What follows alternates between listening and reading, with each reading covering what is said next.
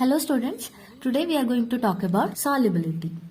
Solubility of any substance is the maximum amount of substance that can be dissolved in a specified amount of solvent at a specific temperature. So, what is the maximum amount of substance that can be dissolved in a given amount of solvent at a particular temperature gives you solubility of that particular substance.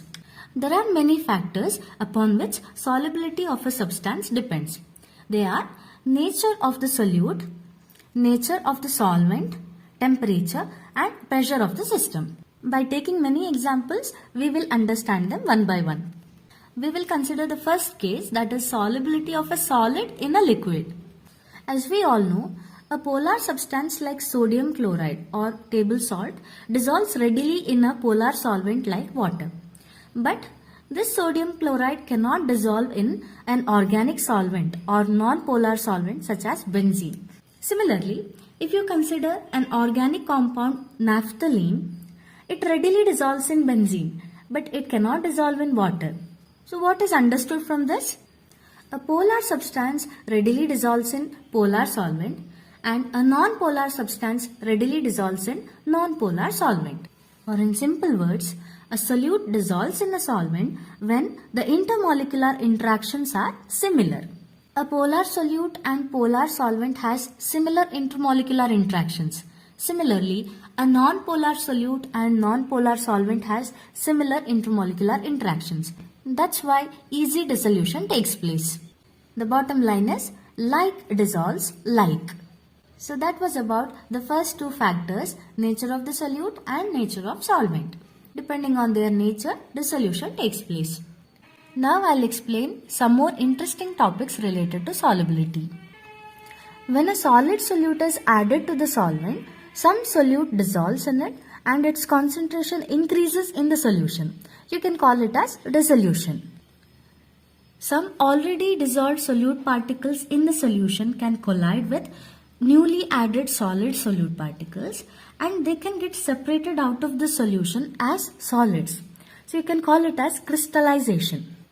So these are the two interesting phenomena which occur in the solution. At a particular stage, the rate of dissolution becomes equal to rate of crystallization. At that time, number of solute particles going into the solution would be equal to number of solute particles separating out of the solution. At this stage, the solution is said to be in dynamic equilibrium. We can represent it like this. Solute plus solvent gives solution. Here dissolution is the forward reaction, crystallization is the backward reaction. Both have same rate, that's why the system is said to be in dynamic equilibrium. At equilibrium, the concentration of solute in the solution will remain constant under given temperature and pressure. Now, based on the concentration of solutes, we have different types of solutions. The solution in which no more solute can be dissolved at the same temperature and pressure is called as a saturated solution. But a solution in which more solute can be dissolved at the same temperature can be called as unsaturated solution. So, in saturated solution, it is not possible to dissolve further solutes. But in case of unsaturated solution, we can dissolve more solutes. Now, this solution, which is in dynamic equilibrium with the undissolved solute, is the saturated solution. And it contains maximum amount of solute dissolved in a given amount of solvent. Therefore, the concentration of solute in such a solution can be called as its solubility. As we studied in the definition of solubility, it is the maximum amount of substance that can be dissolved in a specified amount of solvent. So this solution, which is in dynamic equilibrium with the solute, has maximum amount of solute dissolved in it. That's why you can call this concentration as solubility of that particular solute. So that was about the topic solubility. Coming back to factors affecting solubility of a substance, we have completed nature of the solute and nature of the solvent. The next factor is temperature. Now we will see what is the effect of temperature on solubility of a solute. Here we have the dynamic equilibrium. Solute plus solvent gives solution. The forward reaction is dissolution, backward reaction is crystallization. Here is the first case. if dissolution process is endothermic, that means when the solute dissolves in the solvent, if heat energy is absorbed by the system, that is change in enthalpy is positive, then solubility should increase with rise in temperature. Since the process is endothermic, it is understood that dissolution of solute requires heat energy.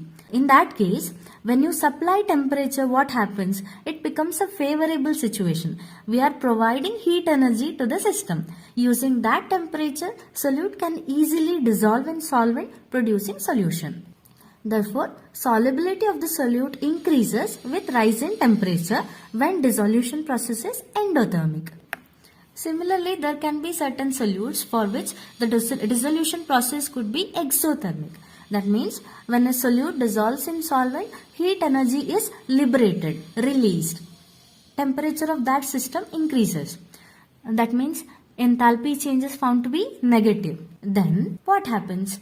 Then solubility should decrease with increase in the temperature. Why is it so? Yes, it is simple. The dissolution process itself is exothermic. When solute dissolves in solvent, it is releasing some energy, heat energy. Okay, that's why temperature of that particular system increases. If you further increase temperature, what happens? It will become very hot. It is an unfavorable situation, right? It doesn't need any more temperature or it doesn't need any more heat. So what the system does? The solute stops dissolving in the solvent. You are already increasing temperature and it doesn't prefer to produce more heat by undergoing dissolution because that's an unfavorable situation. So I can say if the dissolution process is exothermic, solubility of the solute should decrease with rise in temperature. The final factor, effect of pressure. But pressure has no significant effect on solubility of solid liquids. The reason being, solids and liquids are highly incompressible and they remain unaffected by change in pressure.